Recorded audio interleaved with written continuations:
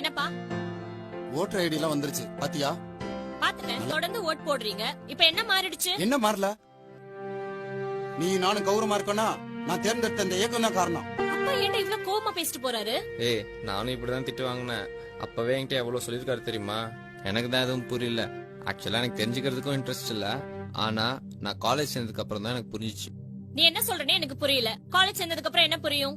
ஏய், நான் எவ்வளவு பெரிய காலேஜ் படிக்கிறேன், அப்ப கூட உனக்கு புரியல. சரி, நம்ம தாத்தா ஏன் படிக்கலன்னு உனக்கு தெரியுமா? அதை விடு. அப்பா எவ்வளவு கஷ்டத்துக்கு நடுவுல படிச்சாருன்னு என்னைக்காவது கேட்டிருக்கியா? யோசிச்சிருக்கேன், ஆனா கேட்டது இல்ல. நம்மளாம் படிக்க கூடாது, சிந்திக்கவே கூடாதுன்னு ஏன் தாத்தனும் ஓன் தாத்தனும் செஞ்ச தொழிலை தான் நாம செய்யணும்னு ஒரு சிறு கூட்டம் சதி திட்டம் போட்டுச்சு. அந்த சின்ன கூட்டத்தை எதிர்த்து பல போராட்டங்கள் நடத்தி இந்தியாவுக்கே இடஒதுக்கீடுங்கிற பெரிய ஆயுதத்தை கொண்டு வந்து கொடுத்ததே இந்த இயக்கம் தான். இது எப்படி எனக்கு தெரியும்? நீங்க சொன்னாதானே தெரியும். உதயா, ஃபர்ஸ்ட் ஃபுல்லா கேளு. இடஒதுக்கீடோட மட்டும் நிக்கல, காசு இருக்கிறவன் காசு இல்லாதவன் இப்படி எல்லாரும் ஒரே பாடத்திட்டத்தை சமமா படிக்கணுங்கிறதுக்காக சமச்சீர் கல்விங்கிற திட்டத்தை கொண்டு வந்ததே இந்த இயக்கம் தான். புரியல, தெளிவா சொல்லுங்களேன்.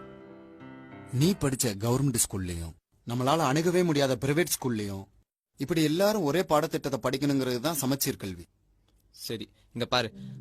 அம்மா இருந்ததுக்கு அப்புறம் நான் பாட்டியோட ஊர்ல தான் படிச்சேன். அது உனக்கே தெரியும். அங்க படிச்சதுக்கும் இங்க படிச்சதுக்கும் எவ்வளவு வித்தியாசம்னு உனக்கு தெரியுமா?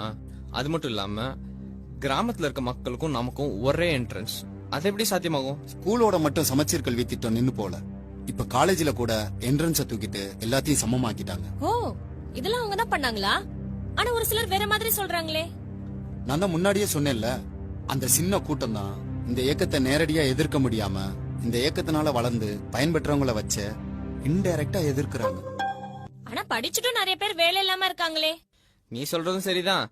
ஆனா நாம நமக்கான அரசியை தேர்ந்தெடுக்கிறது இல்லையே.